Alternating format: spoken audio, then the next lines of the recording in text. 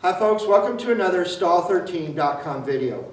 You know, with today's economy, and if you're fortunate enough to have a barn with stalls, not everybody does, but everybody wishes they did, you're going to have an extra stall sometimes. Don't use them as a storage area, even though you're just dying to. People will fill them full of furniture, major appliances, junk. They are what they are. They're a stall. It's nice if you can have one empty stall in your barn for no other reason than an emergency.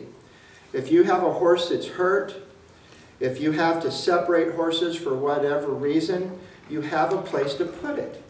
Think of it as a spare bedroom. Most people have a spare bedroom in their homes for guests or emergencies or whatever.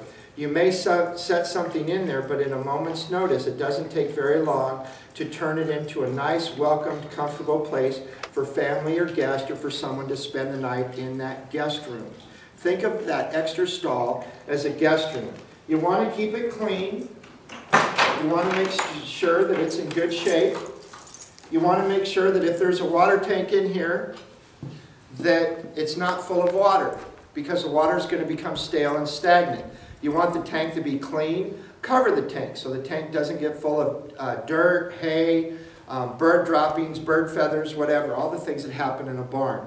A lot of people, what they'll do is they'll go ahead and put straw or shavings or something down on the ground of the stall. I don't really recommend that, and this is why.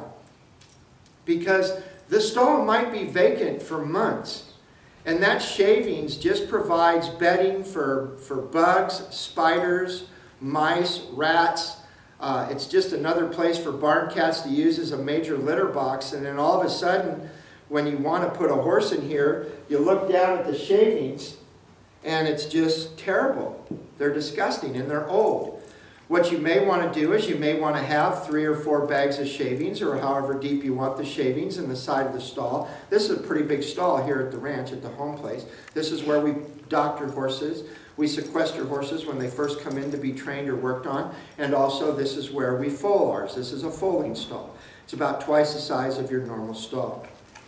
What we do is we keep shavings in here that we can just pop a bag open, spread them out, fill up the water tank, and we've got a nice place. The other thing to do with this extra stall is let everybody know what it is. You know, it's okay, folks, if you're dealing with horses, you're waiting for a veterinarian or a farrier, and you want to go ahead and put a horse in there temporarily so that you catch them all at once and you can rotate them in and out of the stall. That's very convenient. You can't do that if there's a refrigerator, freezer, and a couch, and boxes of old photos or car parts or something ridiculous that doesn't have any business being in the barn in the first place. I know you only have so much space. I understand you only have so much money. And you have to make the use out of your buildings. But think about your horses first, because that's why you spent the money to begin with on the horse. So consider all these things when it comes to an extra stall in your barn. This has been another Stall13.com video.